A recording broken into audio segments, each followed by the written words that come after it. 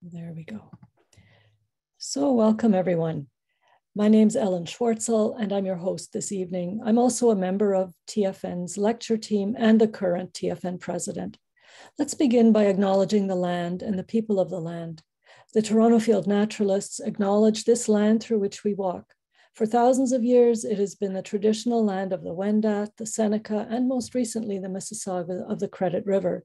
Today, it is still home to many Indigenous people from across Turtle Island, and we are grateful to have the opportunity to be on this land. Thanks very much to the whole lecture team for organizing the lecture series that we've had this past season. It's really been a wonderful success, and it's wonderful to have us wrap it up with a project that is our very own. So we do have a terrific speaker who I'll introduce in just a minute. First, let me welcome guests who may be joining us this evening. And this event has been shared on several portals aside from the TFN website. So do let us know in the chat how you heard about it. And we definitely hope you'll come again. We hope you'll join us as members of Toronto Field Naturalists. Let me also share a few Zoom tips. And of course, we are recording this event, and the recording will be available online on TFN's website in future. And it's a good habit to just keep yourself muted unless you're about to ask a question and during the Q&A. And let's also keep our videos turned off, especially if we happen to be moving around, because it reduces distractions for everybody else. After the talk, I hope we'll stay to thank our speaker and to join in the discussion. And I'll also share some sneak peeks of upcoming events, including a couple of in-person live fall social events. So you have to stick around to hear about those. So to ask a question, you have a few ways to get noticed. If you have your video on and we can see your name, then you can just raise your hand. There's also a raise hand feature. You can find that by clicking on reactions. And of course, you can also type your question in the chat feature. So I'm really delighted now to introduce this evening's speaker, Jason Ramsay-Brown. And Jason is the author of Toronto's Ravines and Urban Forests, published by Lorimer in 2015 and 2020. And I have to say, this book, I keep trying to put it back on my bookshelf and I keep having to haul it out because I need it for some reference. So it's just traveling back and forth on my desk all the time. Jason is also past president of the Toronto Field Naturalists, and he's one of the lead stewards on Toronto Field Naturalists' Community Stewardship Program team. And he has served as a primary administrator of Cottonwood Flats monitoring program since it began. His passion for nature in the city has seen him serve on the City of Toronto's Ravine Strategy Advisory Group, TRCA's Regional Watershed Alliance, as well as a volunteer on the Todd Morden Mills Wildflower Preserve and Beechwood Wetland Stewardship teams, and as a planting captain with the City of Toronto. So quite a lot. And he just never stops. So it's a really something to admire. And now we really get to hear what Cottonwood Flats is all about. So at this point, Jason, I think you can take the screen and take it away. All right. So first of all, let me thank everyone for coming and thank Ellen for a very generous introduction there. I think Ellen covered most of the stuff that would be relevant about me in terms of this evening. But there is sort of one thing that I'll add, and that's, you know, Cottonwood Flats on a personal level is, it's one of those places you just connect with. I think a lot of us going out in nature, we find those little corners of the city that sometimes explicably, sometimes inexplicably just speak to us. And from the first time I went to Cottonwood Flats, which I guess would be 12, 13 years ago, I just kind of felt a kinship for the place and a connection with it. And it was one of the first natural areas that I took my then toddler daughter out to explore nature in. For, you know, it was years spent walking around in places like that caused, you know, inspired me to write the book that I did. I'd always include Cottonwood Flats in a TFN walk if it was in that area of the Don Valley. It was a place that I'd always visit in the winter time, one of the few places that could get me out of the house in the winter, that's when I read, and that way spring, summer, and fall is all open for outside stuff. But I occasionally go there to celebrate sort of, the beauty of that place in the winter. I love Cottonwood so much. I actually got the t-shirt saying I love Cottonwood Flats. So I'm really glad that I get a chance to share some stuff about this place with you guys tonight. And on that note, I'm just going to share my screen. Can everyone see that all right? Yes? That's good. Okay. So first of all, for those of you who might not be familiar with the Toronto Field Naturalists, for almost a century, TFN's connected people with nature in the greater Toronto area. We help them to understand, enjoy, and protect Toronto's green spaces and the species that inhabit them. And we do this through our website, our public lecture series like tonight, a newsletter that we publish 8 times a year, guided nature walks, empowering people in advocacy and to take action in ways that are consistent with our mission. Stewardship initiatives on our 4 private nature reserves, as well as our new community stewardship program down at Cottonwood Flats, and by citizen science initiatives like our Cottonwood Flats monitoring project. And tonight we'll sort of be exploring the past, the present, and the future of Cottonwood Flats, looking at this interesting area of the Don Valley through a lens that's been afforded us by 5 years of TFN's Cottonwood Flats monitoring project. I guess, just for those of you who may not be familiar exactly where Cottonwood Flats is, it is northeast-ish of Bayview and Pottery Road, southeast of Crothers Woods, south of the Leaside Bridge. It's down where the Toronto Police Services dog kennels are located. So that's the area we're talking about. And the Cottonwood Flats monitoring project is a long-term ecological project that's a partnership between the City of Toronto's Natural Environment and Community Program section of Urban Forestry and the Toronto Field Naturalists. The way it developed was in 2016. NECP reached out to TFN and wanted us to develop a project plan and monitoring protocols aimed at tracking the impact of a recent ecological restoration project that was completed down in the Don Valley, documenting biodiversity on the site and seeing what the end result of the restoration efforts, how year after year, what came out of all of those things. So in 2017, we established 10 permanent monitoring plots at the site. And since then, we've conducted 26 assessments and sessions down at the flats.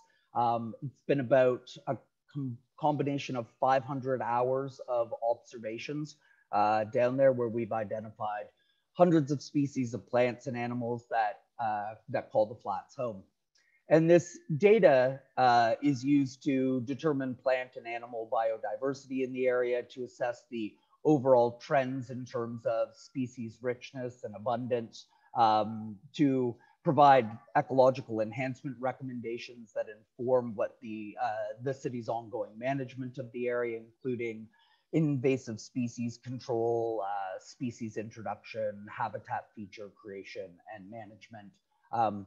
But, every bit as importantly for the volunteers who participate in this project is we get to see great stuff like this. Birds of all shapes and sizes, like this great catbird feasting on staghorn sumac here. Big mammals like this white-tailed deer that came by to visit us one day.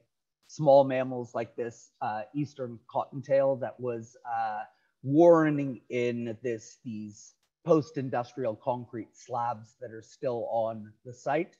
It's an area we call Slab City, or Plot 7, and you'll hear that talked about a couple of times tonight.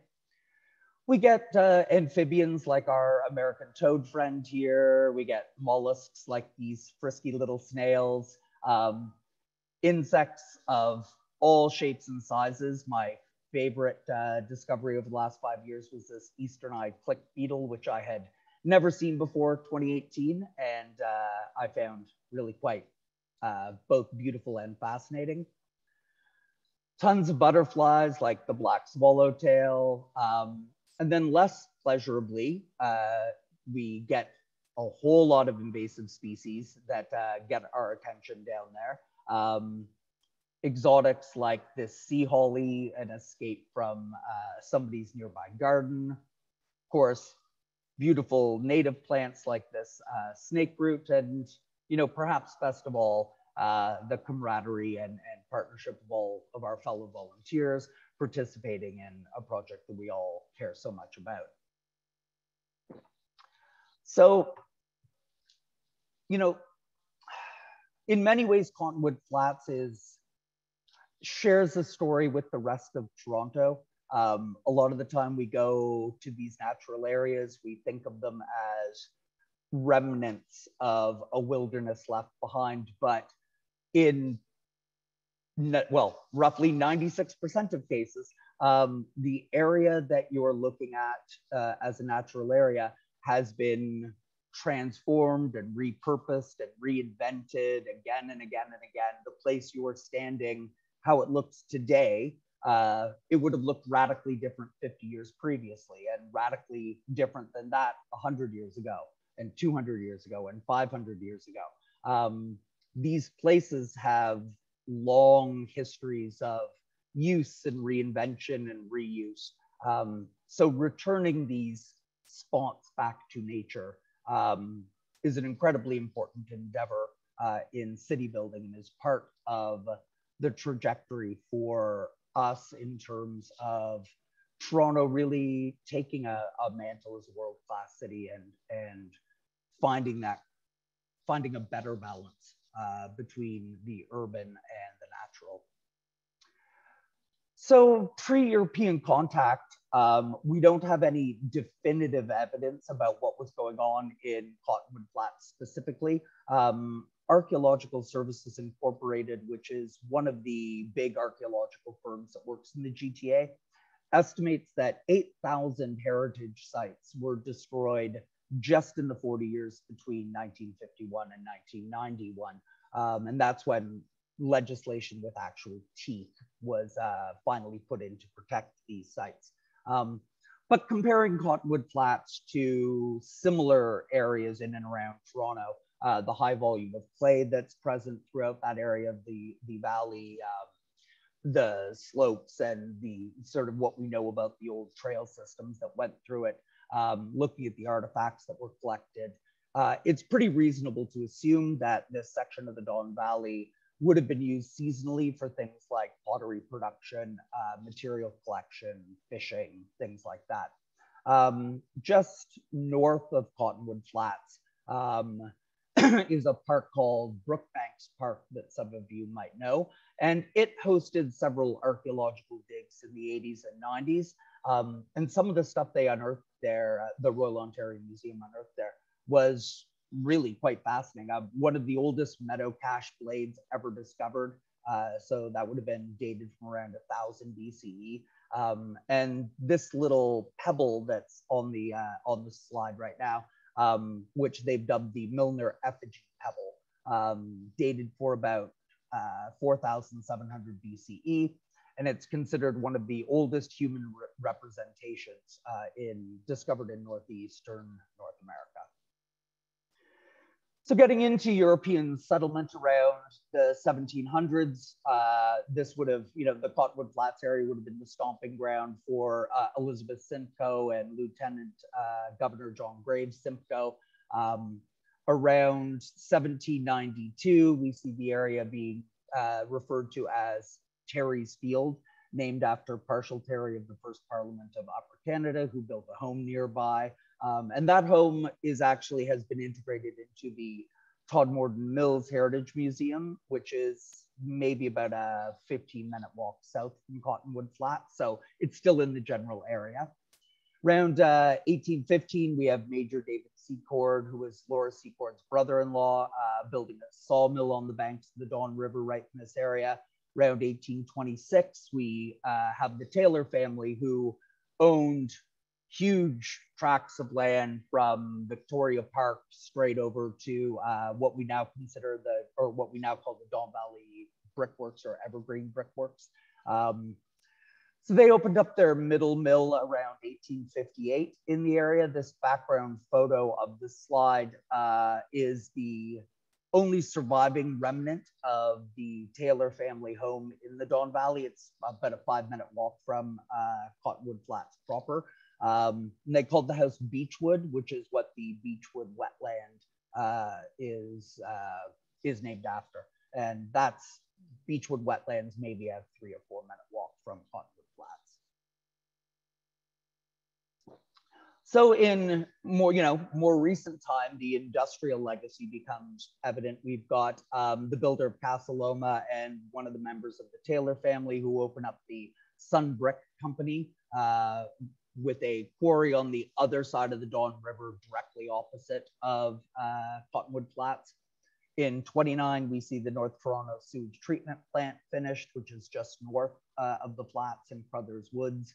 From the 40s to the 60s, the brickworks, now exhausted, becomes the town of Leaside in the borough of East York's garbage dump. We get about 8 hectares of industrial waste and sanitary landfill compacted in some spots up to 25 meters deep. And some of that refuse was brought through Cottonwood Flats on its way to the disposal site. In the 60s and 80s, we have a polyresins factory where the police services dog training facility stands. In the 70s, we have the Crothers Caterpillar dealership operating on the upper slope. Literally just like you visibly see it from Cottonwood Flats. It's where the Loblaws on Redway Road is. And then right in Cottonwood Flats, sort of around the mid 20th century, you have a rockwool insulation factory that was operating there. And this background photo in the slide we're looking at are these slabs I mentioned earlier, part of Slab City, which they believe, there are solid records about it, but they believe it was probably an old bridge that was torn apart and then scattered across here for the purposes of trying to control flooding and erosion, and more than likely was not very successful at all at doing this. Now, where most people have heard of Cottonwood Flats, even if they've never been there, is that it was one of the city's official snow dumps. And it operated as such until 2008, so included the winter of 1999 when Mayor Mel Lastman called in the army. And for a lot of people, without knowing it, they are familiar with Cottonwood Flats because a lot of the reporters would shoot on location from the flats and the giant mountain of snow that had collected there over the weeks of the crisis. And you look at this photograph in the back, this is, I believe, around 2008. You can see that Cottonwood Flats was literally just a giant field. And that's where all the snow would get piled up. And so much snow would be dumped here that it hadn't finished melting by mid-August.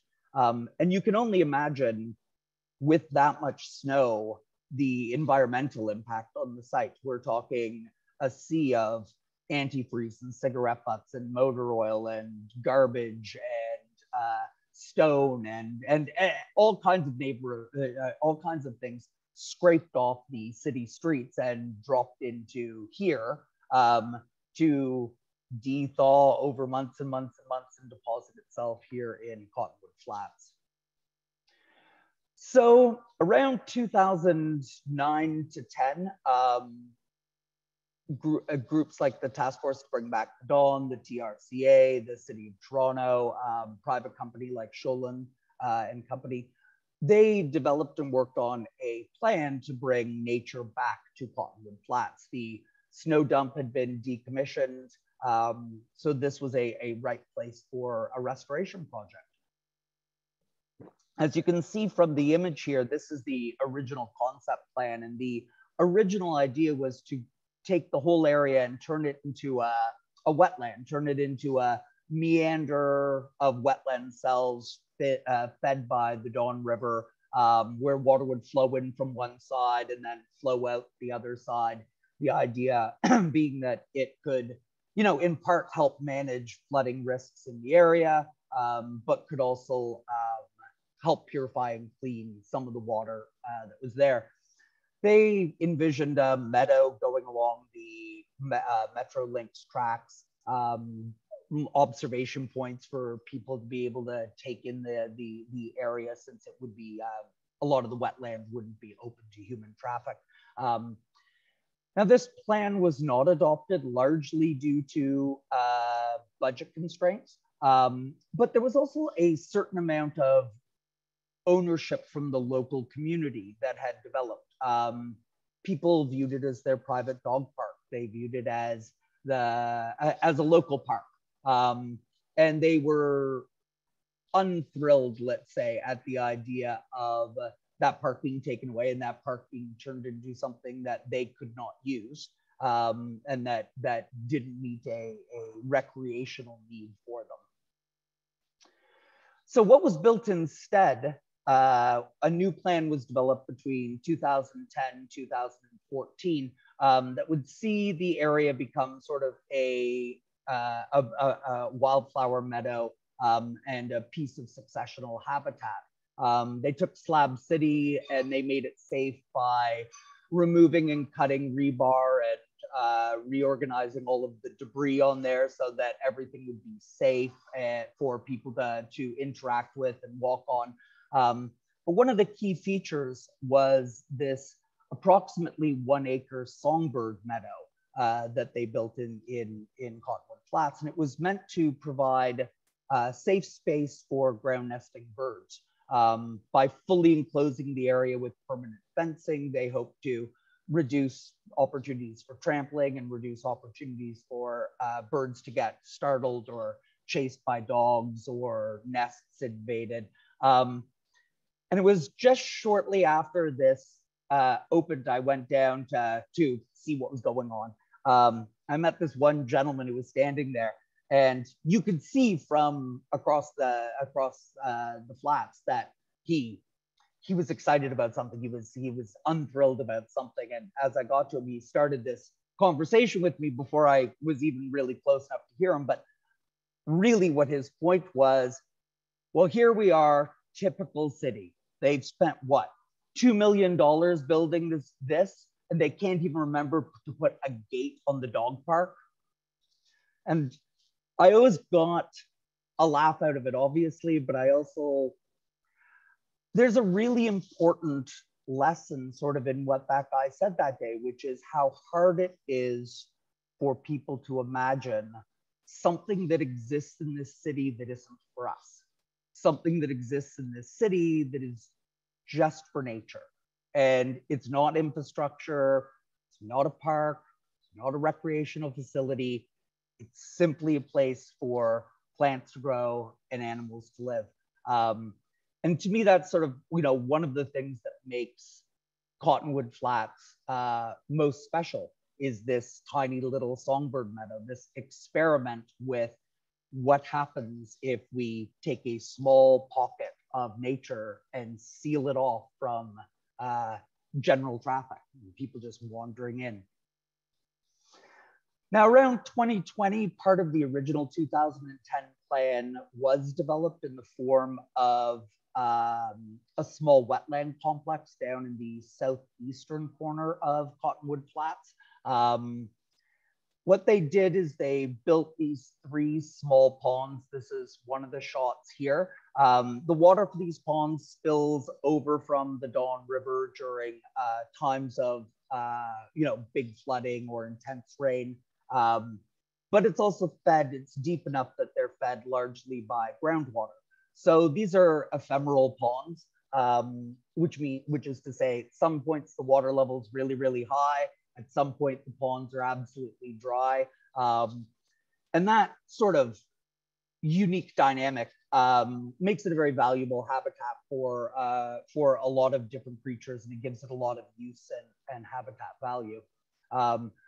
So, 1 year after the construction had started, we already start seeing things like this Midland painted turtle show up and start making use of the ponds.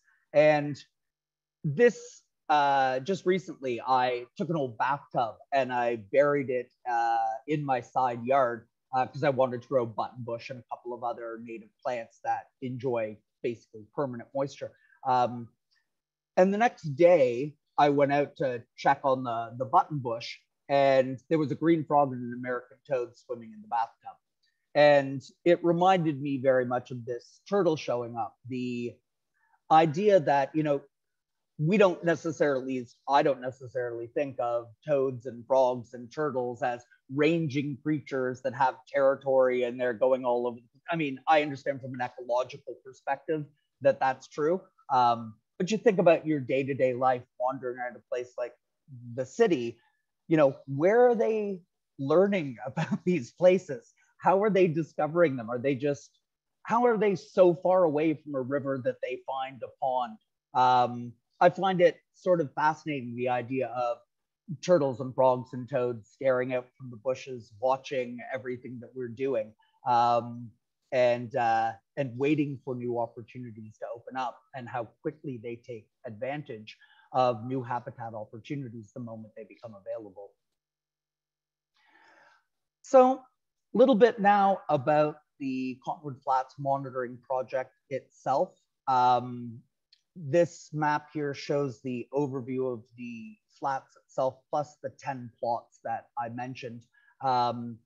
And these plots are each about 20 meters, well, exactly 20 meters by 20 meters. They're permanently installed with a T-bar that has red spray paint to mark one corner of the plot. And then we put pin flags out to mark the other four corners of the plot. That way our observers can see what's in the plot and what's out of the plot when they're doing their observations.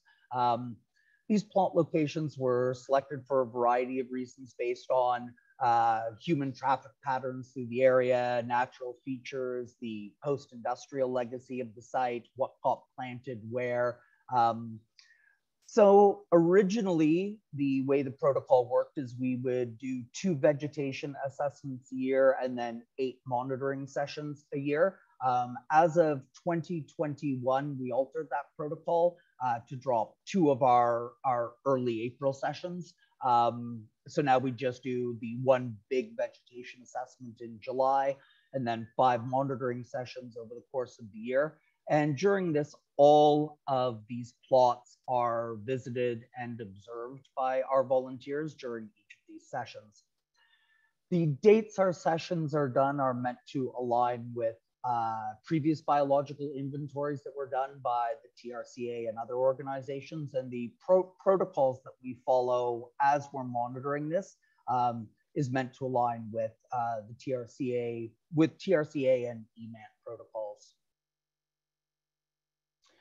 We have a team of 56 volunteers, but for each particular assessment or session, only 5 to 10 people show up to participate. The volunteers fill a variety of roles. Birders are one of the core volunteers.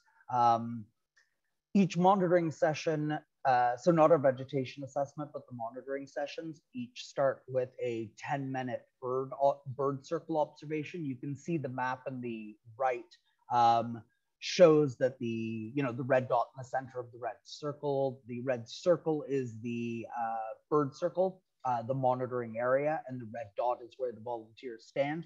So this 50-meter circle encompasses plots 1, 2, 3, and 4, but it also encompasses a bit of the more area at large on the site as well. And for 10 minutes, they log every bird in, every bird that lands, every bird that feeds, every bird that chirps if they know it's in a tree within that circle, and they log all of that data. They then move on to the individual plots where the birders have to spend at least 5 minutes at each plot, and they look for flora and look for fauna. They look for birds and mammals and nests and insects and butterflies and whatever they can find. emphasis is on birds and nests, but the records that we get back from these volunteers has every imaginable creature you can think of. If they knew it and they knew what it was, it gets added to the list. So other volunteers on the teams, we have botanists. They attend, their time to shine really is the big vegetation assessment that we do. And this is a huge effort, as you can imagine, 20 meters by 20 meter plot times 10. So it takes basically 3 to 5 hours per volunteer to go through all of the plots. And we usually have anywhere from 4 to 6 botanists who participate in the vegetation assessment. So it's a huge effort to go through and catalog all the species that are there. Has their distribution changed? Has their coverage changed? Are there any new species? Are there any species we can't locate? So this is where the majority of our flora observations and flora data comes from. Then the rest of the time, so the other 5 monitoring sessions during the year, they go and they spend at least 5 minutes. It's usually more like 15 to 20 per plot, looking for what plants are budding, fruiting, in flower. They look for disease. They look for evidence of predation, basically any interesting observations about the plants that are there. And then they double check as well, just, are the species that were reported, are they still being found? Does there seem to be a decline? But really their emphasis is more on recording life cycle data for the plants at that time. Another role on the team is observers, is what we refer to it as. And it really provides a chance to learn for people who may not feel confident with their plant identification skills or their bird identification skills. So in those cases, they can partner with one of the plant ID people or one of the bird ID people if that's what they wanted to learn. But we also have a series of discrete tasks that we offer them to help us gain better insight into how Cottonwood Flats is used by visiting wildlife and how things are developing there. So just as the example here, this volunteer Eric, he was looking through Slab City to see if there had been any evidence of coyotes overwintering there. So we gave him all kinds of information on how do you identify coyote footprints and what the scat looked like and all of those kind of things. So he went and collected a whole bunch of data, and we found indeed that one year that coyotes did show some evidence of having used Slab City, certainly as a feeding site and probably as some form of denning, at least temporarily. So also the observer role gives us a chance to engage much younger participants. Kids have a remarkable ability to see things adults don't see. So it's nice to have an opportunity where they can be mentored, but they can also provide new insights and clear eyes onto some of the things that we see down there. Now, all of these people who are collecting data, the primary way they collect data is with this plot observation map. In this case example you're looking at here, we can see RWBB. So somebody saw red-winged blackbird in plot 3. They saw HAWO, hairy woodpecker in plot 3. 2 American robins were seen in plot 3 this day. So they mark the general areas, and later we can overlay this with vegetation maps to get a sense for what those birds might have been doing there, why they were in that specific section of the plot. And then they record the actual information. How many of them did they see? What time did they see? Any notes like, was it male or female? Was it foraging? Did they think they might have seen it in a previous plot? That kind of information. And all of that gets logged during their observations and then returned into the administrator and gets compiled into our reports. Our events happen rain or shine, and this is one of my favorite little moments. It's Nancy Dengler, who is a past president of TFN, collecting data in the middle of the pouring rain, and the rest of the picture behind her are her absolutely soaked log sheets that we had to dry out for 12 hours before they could be filed away and used for reporting purposes later. We have a site ambassador who sits at the front of the site, and they do public education, explain to curious people what we're doing there that day, let people know some of the discoveries we've made, but they also collect both environmental data, so what was the weather like, what was the temperature like, as well as urban use data. So that's predominantly humans and dogs, and I'll talk a bit more of that in a minute. Then a really important role is the photographers. They basically follow everyone around, take pictures of anything that's interesting. They do repeating shots that the city has been doing since, I think it was 2014. They set up 3 photo monitoring stations. So we take 6 shots from each of the 3 monitoring stations over the course of the year to not only to help us understand over time what happens, but this is critical information for verifying observations later on, and everything from bloom information to specific species that were found. If there's any question about the data, one of the first things we do is go back and look at what the photographer shot, which lets us sort of relive that moment. So it's a critical role. And then there's the administrators, and we just collect and compile all of the data. We produce the reports. So all of the data and stuff that we'll be talking about tonight, you can actually go and look at it yourself, and a lot of the photographs and a whole bunch of other stuff on the TFN website. We have 4 years of reports up right now. The 5th one is being worked on right now, and you can just download them and look at them at your leisure. So what does this data tell us about Cottonwood Flats? So in 2017, we documented 95 species of vascular plants. 27 of them were native, 68 of them were exotic. We discovered 18 species of birds and 8 species of butterflies. The next year, still 95 species of vascular plants, but we were up a native and down an exotic. 18 species of birds again, except this time 5 we saw in the previous year didn't show up this year, and 5 new ones showed up that year. And same thing, 13 species of butterflies, 5 new species that were not present in or didn't make an appearance in 2017. 2019, we're up to 104 species of vascular plants, 32 of them native, 72 of them exotic. 16 species of birds and 10 species of butterflies cited that year.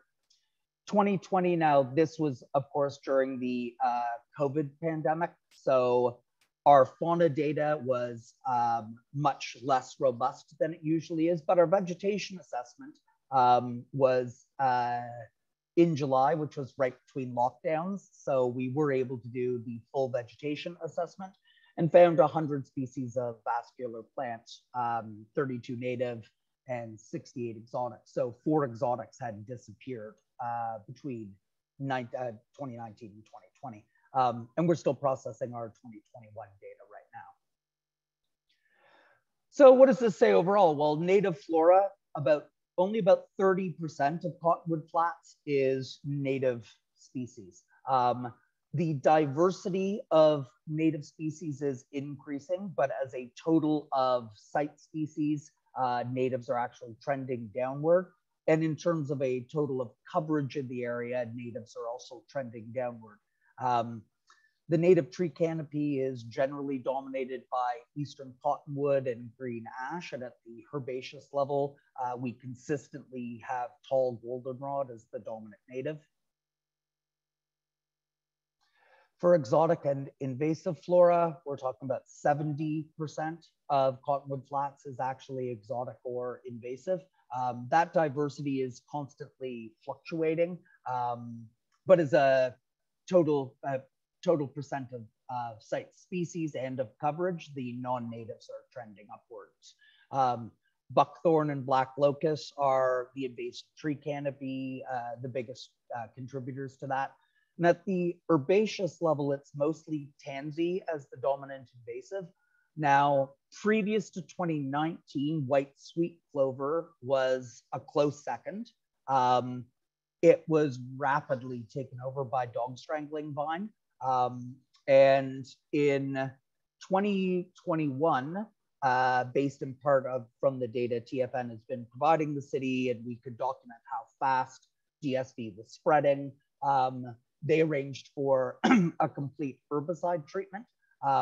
So we are expecting that in 2022, that we will have a new second place dominant invasive, because the DSV was dealt with chemically, and the white sweet clover seemed to be exhausting itself, or at least diminishing itself.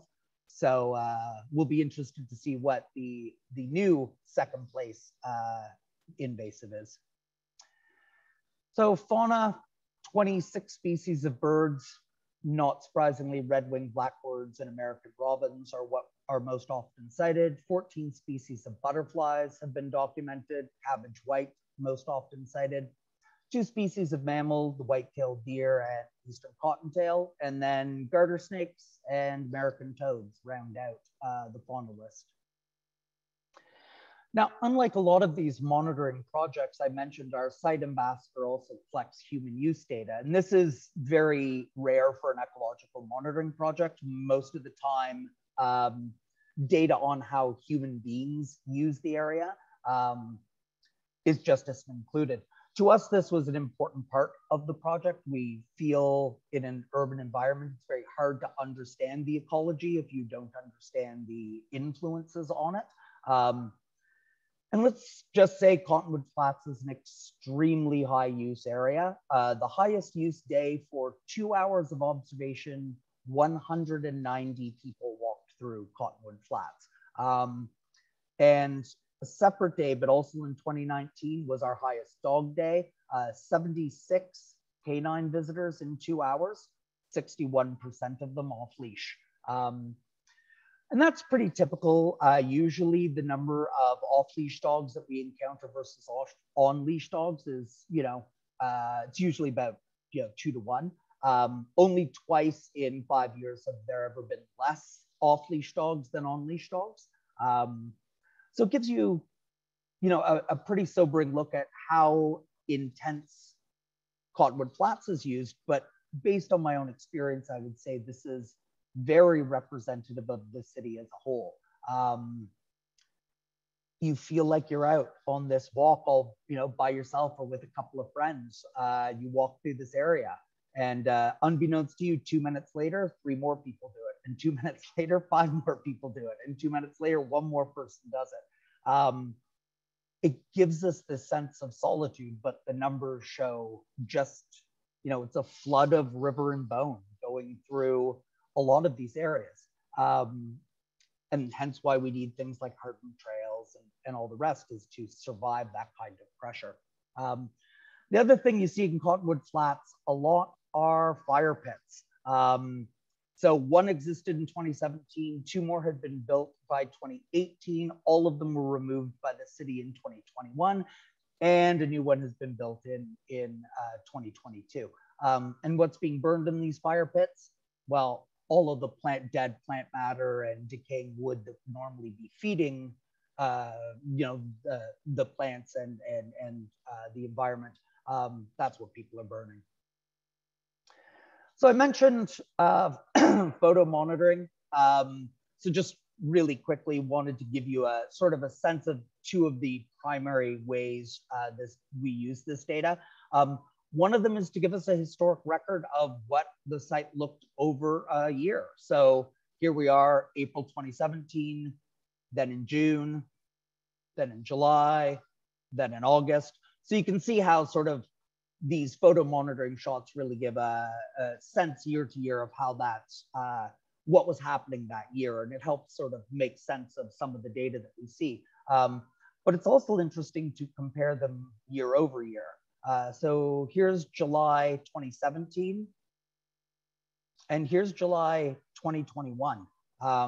You can see in the bottom sort of left quadrant how much those cedar trees have grown just in the 4 years. On the sort of right third, you can see in this shot all the staghorn sumac. You can see how it's exploded over just the 4 years of observation. Now, data tells one story, but I would be remiss if I didn't tell you a few of the more personal kind of stories that come out of the work that we do down there. One of my favorites was discovering that presumably some juvenile beavers had been practicing their downing skills. They took down 20 trees in 2017. And we say they're juvenile because there's no way they could dam the Don River. So they obviously were practicing, trying. None of the trees that they actually got all the way down were present on the site. So they must have taken them to the river, and apparently took them about 20 times before they realized that they weren't going to succeed. But it's also interesting looking at the beaver-chewed trees the next year. We see a remarkable amount of regrowth coming back on them. Beavers are an ecological agent of change, whether it's through the flooding that their dams cause, or whether it's caused by the regrowth they provoke, changing the canopy when they down trees, allowing light to come in. They are motivators of great change in our natural world. I mentioned the coyotes overwintering. So this was a little we believe a little scrap of leftover dinner from the coyotes in the area, who must have feasted on a rabbit, is what we presume. So again, a lot of the data that we collect isn't necessarily just a plant observation or a bird sighting. Some of it is secondary information, and we don't record it in the same way. We use it more like I'm using it with you tonight to sort of add color to our reports. But it shows, in this little area, the presence of beavers, the presence of coyotes. So it's important information in and of itself. So this is like one of my favorite things I've never seen before, cedar apple rust. So it's a fungus that creates these galls, but has this really complicated life cycle in that it requires two hosts. So it will infect a cedar tree, produce spores, and then the next year will infect an apple tree. And Cottonwood Flats actually has had 5 apple trees on it. None of them have gotten older than maybe 3 years old before dying out. But they keep coming back, and obviously they're too young to produce apples. So it's picnickers eating apples and throwing them into the landscape that are producing these apple trees. But with the 2 hosts present, it was enough for this cedar apple rust to develop. And I just think it's the coolest looking thing. It's like, seems like something out of an alien, out of a sci-fi movie, right? So this is what is referred to as the most interesting patch at the flats. And it's why I titled it Botanists Are Weird, because you would imagine for most of us, it would be big blooms or a beautiful stately tree or something like that. This is a leftover patch of asphalt road, but it is a micro habitat that has plants that don't grow anywhere else in Cottonwood Flats. So time-leaf sandwort, field pepperwort, hairy sandmat, prickly sedge. all of these plants exist in this patch and only this patch in terms of our monitoring plots, at least. We get to see interesting behavior like mudding from the cabbage whites. This is, the butterflies basically getting minerals, salts off the overturned dirt. In this case, the overturned dirt complements of the truck turnaround that exists at the top of Cottonwood Flats. So these big utility trucks that have to service the pipelines and hydro towers in the dawn use the one section of Cottonwood Flats as a turnaround spot. So it's a great place to go if you want to see mudding behavior from butterflies. The most vicious animal at Cottonwood Flats is actually the tree swallows. They are, I've been, let's say, menaced by red-winged blackbirds in the past, but they don't have nearly the same guts in my experience that tree swallows do. Tree swallows will literally come right at your face if they think you're too close to their nest.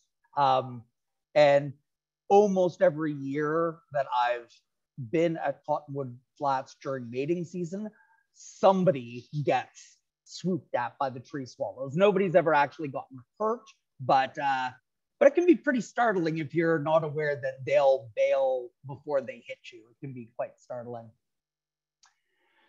So sort of sneak this photo up on you, but such a poignant observation made in 2017 where we discovered a dead songbird in burdock. And what had happened is the burrs had trapped the feathers of the bird, and clearly it could not find a way to escape and perished in situ.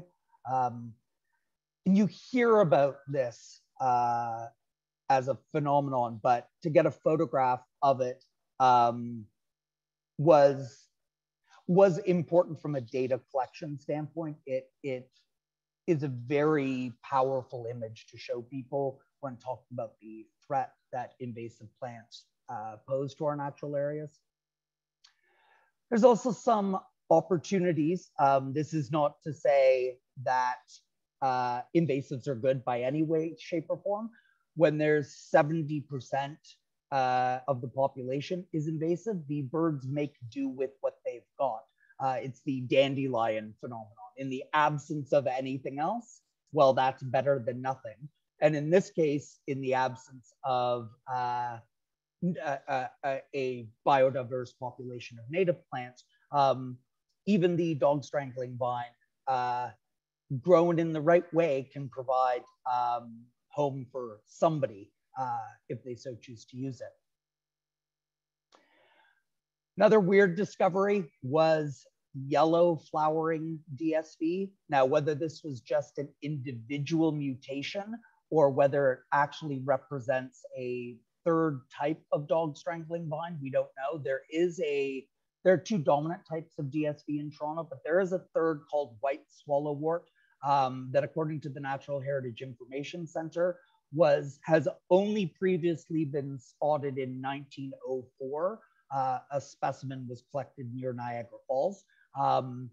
Unfortunately, the telltale signs of whether it was white swallowwort did not survive the trip to a lens and a microscope so that we could prove once and for all, and no recurring yellow blooms have happened since. So we're left with that question, but a interesting observation that day for sure. And I mentioned it could just be a mutation. In 2019, a lot of naturalists at TFN mentioned this sudden spike in Queen Anne's lace flowers that were actually pink and not white.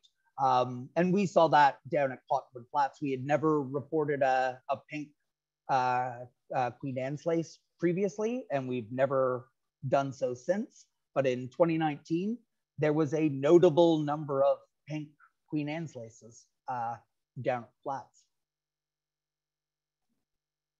I mentioned what our observers get up to. There are these two willows, one's a peach leaf and one's a pussy willow, and unfortunately, they are literally just outside of plot 5, so they never appear in our data. But they are absolutely the most important 2 trees in Cottonwood Flats in late April. And it's a typical task for our observers. We send them out with a sheet of the 30 butterflies that are most likely to be out at that time of the year and present on a willow. And we get them to sort of identify and log stuff just so we have a general barometer. And the best sighting was 30 butterflies of 3 species, all on these 2 trees at exactly the same moment. And unfortunately, the person who made the observation didn't have a camera on them, but still, it's a magnificent thing to think about. And then not everything at the flats is natural. Slab City here has been enduring an ongoing war between a graffiti tag, between somebody who's tagging their graffitiing their tags on the stones, and citizens who are painting over the tags with bright colors. So this is Slab City in 2021. I was just at Slab City a couple of weeks ago, and the tagger is back. So it will be interesting to see if the painter comes back and fills in that or not. But again, it just kind of goes to show you how much the flat is used by people, so much so that this multi-day art project required them to carry canisters of paint down, camp out on the rocks all day painting them. And it's a testament to the urban use of this particular natural area. So, you know, without influences like herd grazing and fires, meadows like what we see founded at Cottonwood Flats are a very transient thing. So one of the questions in Cottonwood Flats monitoring program or project that we've always asked is, you know, is it the intention to maintain Cottonwood Flats on a meadow trajectory, or left to its own devices? And you see this through the spread of invasive species, but you can also see it from all around us. It will eventually just be integrated into the Don Valley. It will become just like Crothers Woods, or just like the Lower Don Trail on its way to Pottery Road. So one of the questions we always posed is, do we want to do anything about that? And one thing as a citizen scientist is you try and remain separate and objective. You're reporting on stuff.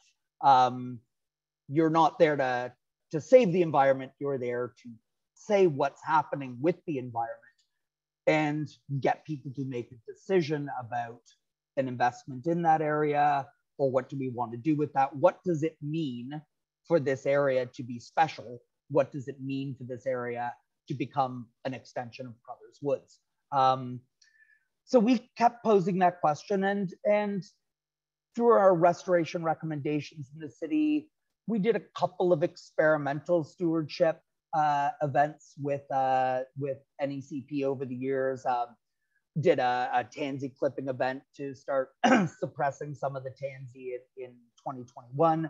We did a planting event in 2017. And a lot of these things were really to open a practical dialogue about the future of Cottonwood Flats and what is it that we want to see this place be 5 years from now or 10 years from now.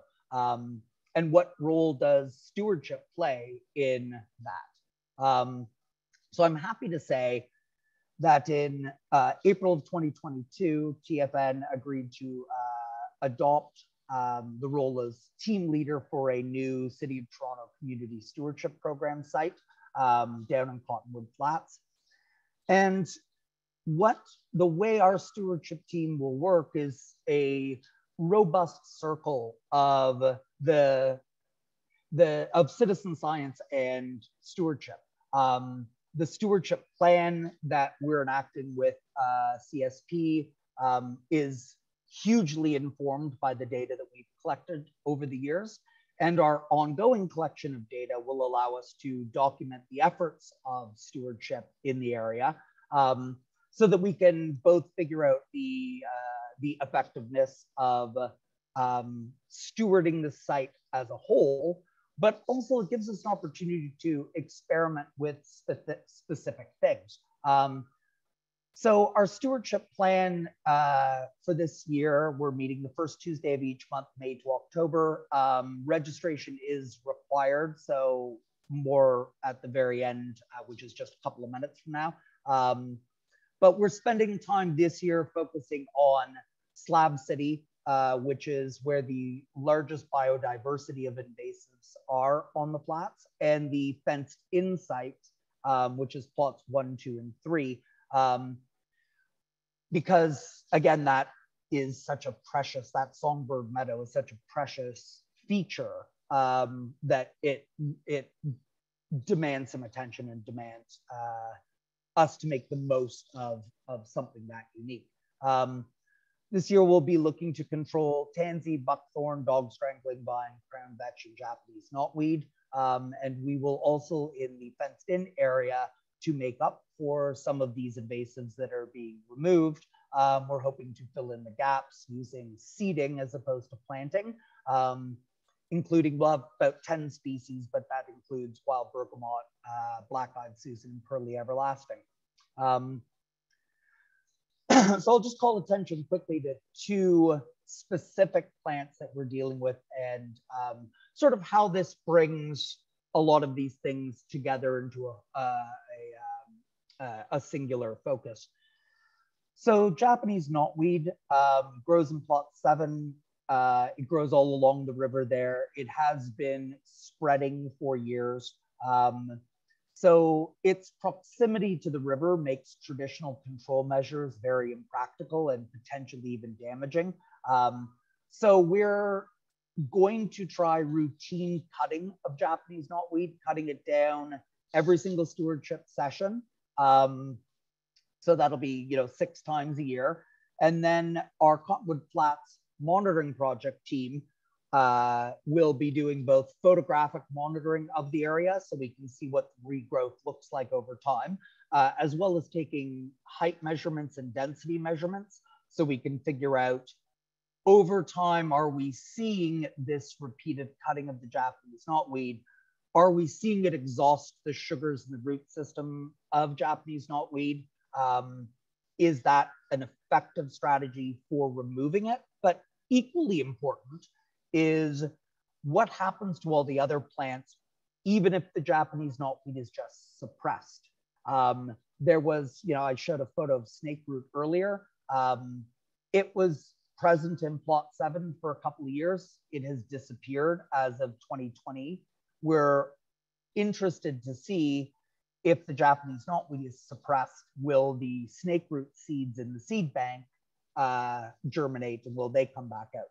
So it's not just in this case about, even if we can't fully eliminate the knotweed, hopefully we can resurrect some of the nativity until a more careful, targeted plan can be built to actually get rid of the knotweed once and forever. And just the final plant I'll mention quickly is Asian bittersweet. And the reason I mention it is I said a lot of this was built on data that was collected, or a lot of our project was built on data that was collected previous to the project, like a report in 2010 by Gavin Milner, who works for the TRCA, but also happens to be a TFN member, where he did a biological inventory assessment. And in that assessment, he said Asian bittersweet was not present, but could be introduced at any time by bird dispersal. So we identified it in 2017, and now in 2022, we will be attempting to remove it, hopefully to return it back to its bittersweetless, the way it was bittersweetless in 2010. So those are a few of the stories, a little bit of the data, a little bit of the history about a place that, just really, really, really means a lot to me. And, for 100 years, TFN has explored places like this. And since Cottonwood Flats was renaturalized, it has been on at least 2 or 3 different walks that we offer every year as at least a place people pass through, even if they don't spend time. So I hazard to say Cottonwood Flats has always been important to TFN, but now with the monitoring project and our stewardship team down there, to the organization, it's a super important place as well. For those of you who might want to get involved, you can take a photo or a screen grab of what's up there right now, but this information is also on our website. You can join TFN, obviously. You can join the Cottonwood, TFN members can join the Cottonwood Flats monitoring project. So if you wanted to get involved with that. And our community stewardship program, as we are the team leads in partnership with the city, that is open to anybody. So you can go and you can register even if you're not a TFN member, and you know, come out and help us improve habitat down in Cottonwood Flats. And with that said, I will stop the share and I'm happy to take questions.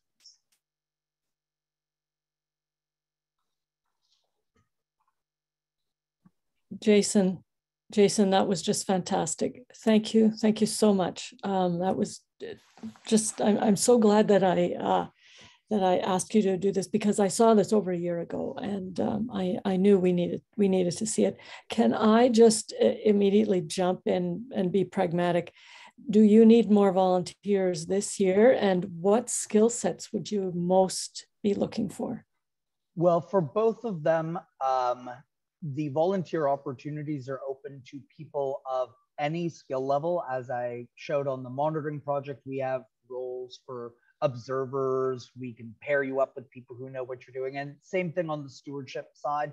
All of the stewardship work we do there, full instructions, all of the tools, all of the equipment, everything will be provided. You just need to come down there. So yeah, I mean, we're always looking for more volunteers. Our monitoring project has all the roles filled at this given second for this year. But that said, there's always somebody who's sick the day of, so we're in need of backups on that. And for the stewardship team, there's definitely room there for anybody who might want to participate. Okay, excellent. There were a couple of questions near the front about how to get there, and there was good advice about looking for the police dog training site at 44 Beechwood Drive, and you can park there, right? So really, you go to Google Maps, see where you go, you drive down Beechwood Drive, and then you essentially you walk under the Don Valley Parkway. Is that right? Was there anything more that you would add there? Yeah, I mean, there's 4 ways to get into Cottonwood Flats. The Beechwood Way is the easiest. You can also walk along the Lower Don Recreational Trail from Pottery Road. So if you were visiting Todd Morton Mills or something, you can walk in from there.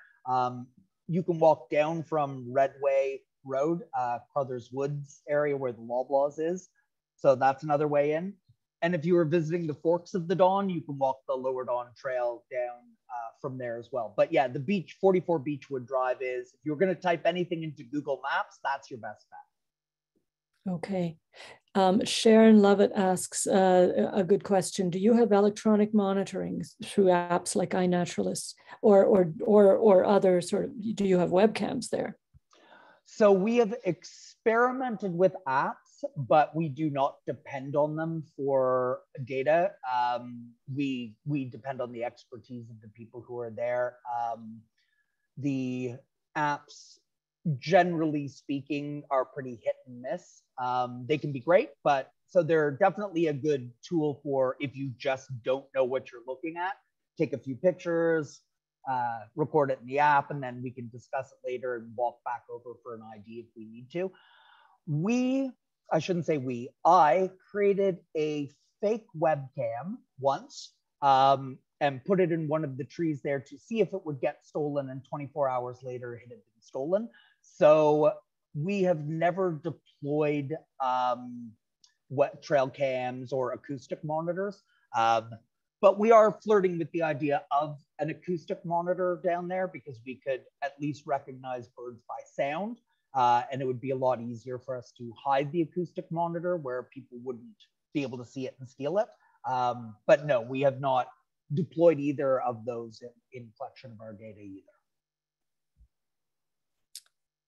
People are very appreciative of this presentation. I had a question that came very early on when you described that earlier wetland option that had been presented.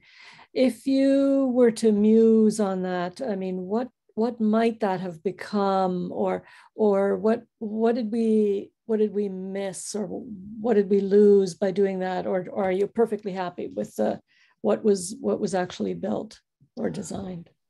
Well, I mean, wetlands in GTA are the GTA are basically the most how do I put this? The things we paved over and filled in the most out of all the habitat features that were around. I think, by some estimates, 98% of the wetlands in Toronto have been paved over and filled in. So for that reason, I would advocate for the creation of any wetland almost anywhere, because they are such vital pieces of habitat, particularly for migrating birds and local, amphibians and such. That said, the second best would really be meadowland, in my opinion. So I think a wetland, maybe not that specific wetland, I would have loved to have seen that been the future of Cottonwood Flats, but I can't say I'm disappointed by where we've netted out, especially with the addition of the 3 ephemeral ponds recently. I think it's a very mature and reasonable balance between the demands of the community and providing vital and scarce habitat in a very urban area. Mm-hmm. Yeah. Floyd has a question. Floyd, go ahead. Hi, Jason. Hi there. I've got a question. Yeah, my question is, Jason, there's Crothers Woods area from west to east encompasses quite a number of stewardship sites, with Crothers with the community, city community at Crothers Woods maintaining trails, Don't Mess with the Don and Sun Valley, TFN in Crothers, Toronto Nature Stewards at the Middle Mill, and the Beechwood site, another community site. And even if we walk a half a kilometer south to get to Todd Morton, do you think it's maybe too much, or do you find it's competitive, or is it a way to act collaboratively between these different groups, the city and Toronto Nature Stewards, and even a kind of off the book group like Don't Mess with the Don?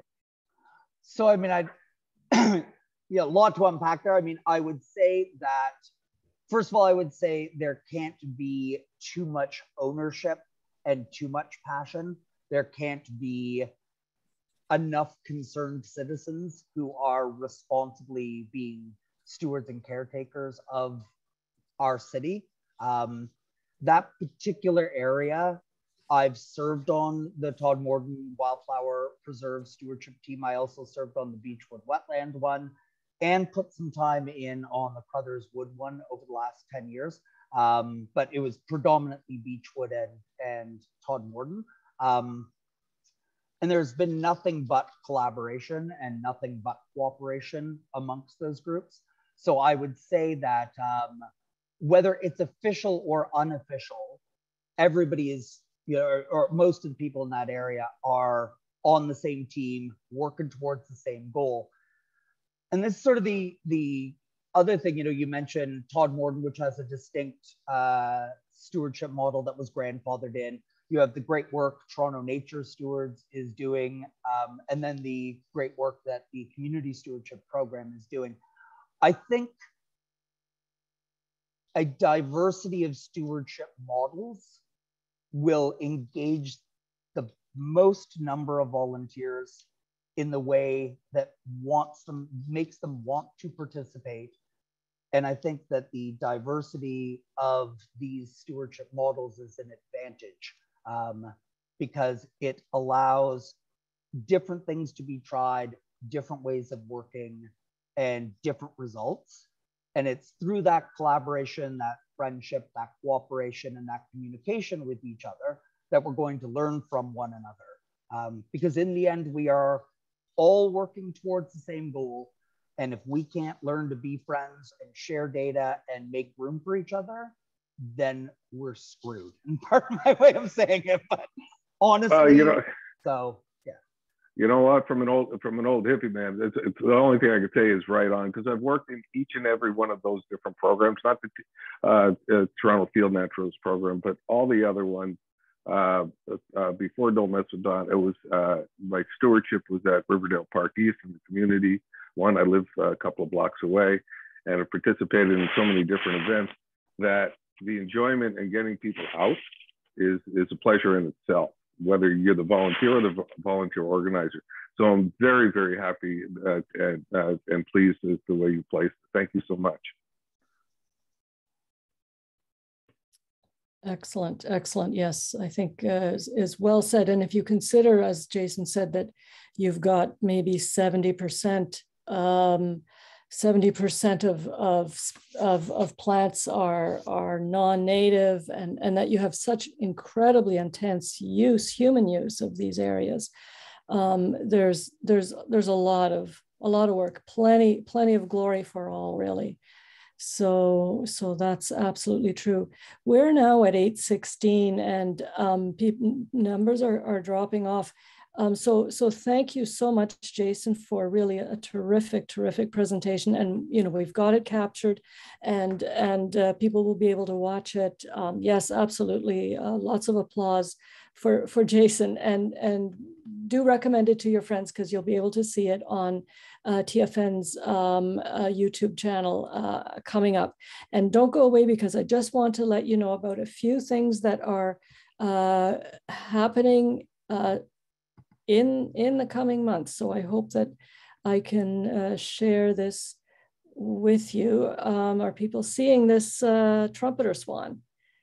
Good. Okay. So I want to remind you that as a TFN member, you can really enjoy wonderful walks in May, in June, in July, and August. I mean, we haven't got them all listed yet for the rest of the summer, but we definitely have the May walks listed, and they're all over the city. And I know there are great walks coming up in June as well. And so that's a really important time of year for us to be able to get out and explore and learn new things from each other. And the walks, there's no better way to do it. We have a terrific fall lecture lineup. September 11, we have Professor Scott McIver of U of T speaking to us, and on urban bees and biodiversity. In October 2, we have Professor Rochman speaking to us about microplastics in our environment. So both of those very, very relevant to our urban settings. And I want to emphasize, these are live events at Emmanuel College. That's what we're aiming for. And we hope, of course, that we'll be able to do that. I have a few more points to make about that. November 6th, we will be looking at butterfly species at risk in Ontario with Jessica Linton, who comes very, very highly recommended to us as a terrific speaker. And what we hope to do on our 2 live events is that you need to be part of this, is that you bring your picnic lunch, come a little bit early, and mingle with friends somewhere on the lawn at Emmanuel College. It's a way for us to gather and in real life and enjoy that while we can, while the good weather more or less allows us to, before we go back to Zoom sessions in the winter time. And of course, this is the time of year when you want to renew your membership to the Toronto Field Naturalists, and you might do that because you love Cottonwood Flats. You might do that because you really find the walks terrifically inspiring, and you have your favorite walk leader. You might do it because you love the lectures, or because you know that Toronto Field Naturalist speaks up at City Hall on behalf of nature. Or you might just do it because it's coming up to the 100th anniversary and you think, TFN needs me. Whatever reason you've got, please renew your membership. And we hope to see you all on the trails. This is a wonderful time of year for that. We're still in that bird celebration month, and I hope you're all enjoying that. So that's it for my sharing, and I hope you have a lovely evening. And it's not entirely dark yet, so you can still go out there and hear the evening birds. So thank you, everybody, for your time and for your participation. And